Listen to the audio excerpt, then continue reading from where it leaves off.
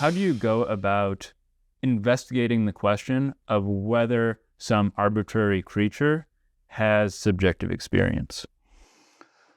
I think there's no single evidential path, and that's just how things are. I think what we're doing is we're putting together continually a whole collection of different kinds of evidence and thinking in terms of a range of possibilities and how the evidence bears on this range of possibilities. I'll take a while and go through some of this. Please. Right. So it's reasonable, I think, not surprising historically, that people have been attracted to dualist views, Cartesian dualism, substance dualism. The mind is a kind of extra stuff. When you just think about people as the mind havers and everything else in the world as lacking it, it's not a crazy view to sort of explore for a while. And I think it eventually falls down. The difficulty of offering a story about mind-body interaction is very serious. Once you start to note continuities between us and other animals and other organisms, similarities and differences in behavior and makeup, I think a lot of pressure is put on dualist views from there.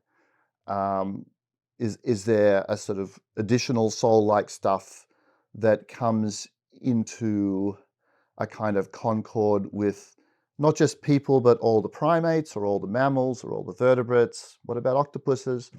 How do fish and birds fit in? What about the fact that we see learning and memory and pain-like phenomena in various arthropods? When you put all that stuff together, it's reasonable to move towards a physicalist view. Perhaps a biologically oriented physicalist view, like the one I have, perhaps one that puts less emphasis on the biology, but we're in the vicinity of a physicalist view. Then we have to ask, okay, we look at an octopus and we think, and suppose it's sort of engaging with us, it's exploring our body with its body, tasting as it touches, it's frightened sometimes, it's curious at times, it has a sort of attentive engagement with novel objects, as many octopuses do. There's three options roughly. Option one, there's a form of felt experience in there that is different from ours because the brain's different and smaller, but it's still a version of felt experience. Option two, there's nothing in there. It's like a little, a simple robot, a wholly mindless mechanism as far as the experiential side goes. Option three, we don't have a language yet to describe the other possibilities. So there's, it has, roughly speaking, a mind different from ours. It doesn't have a mind, or it has something we can't really call a mind, but can't really call not a mind, because the language that we're employing here fails to get a grip on the phenomenon. Now, in the case of some animals, I think that third option, or the third category, if we don't have the category of us lacking a framework to describe what's there, I think is a reasonable attitude to have.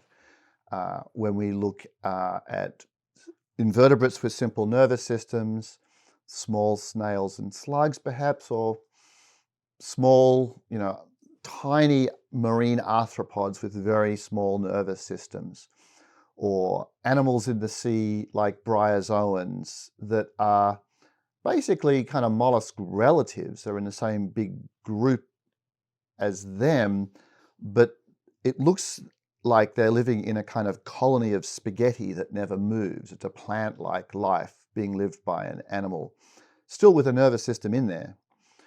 When you look at cases like that, where there is a nervous system, they have relatives which are pretty active, but they're living this very simple life as far as behavior goes, I think it's reasonable to say we just don't have, we can't yet think very well about cases like this.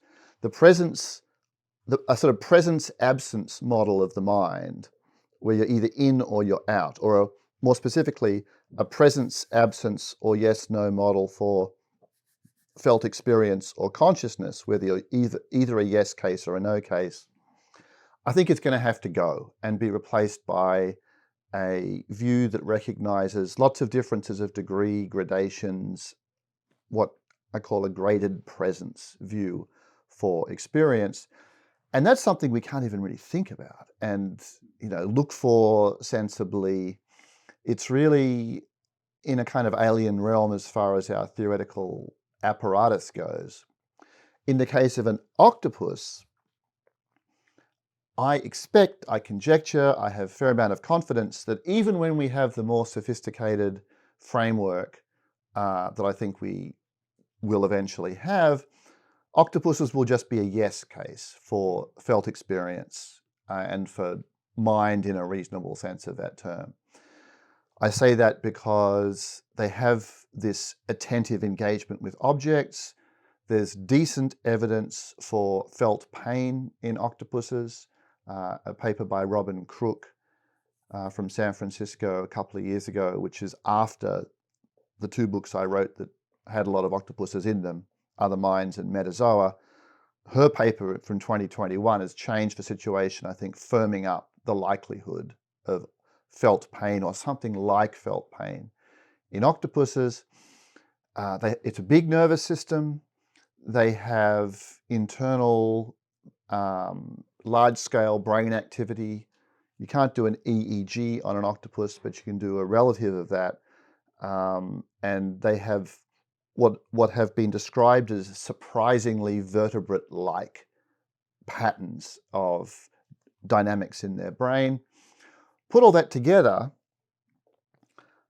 I think it's reasonable to believe that there's not a blank in there. The appearances of pain are probably not misleading. Attention is an important indicator of consciousness in us, and attention is present in them.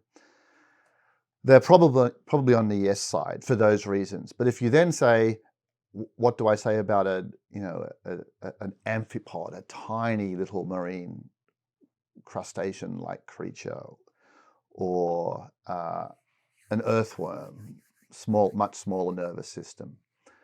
I think that third category, that we don't have a language yet, is appropriate for those cases.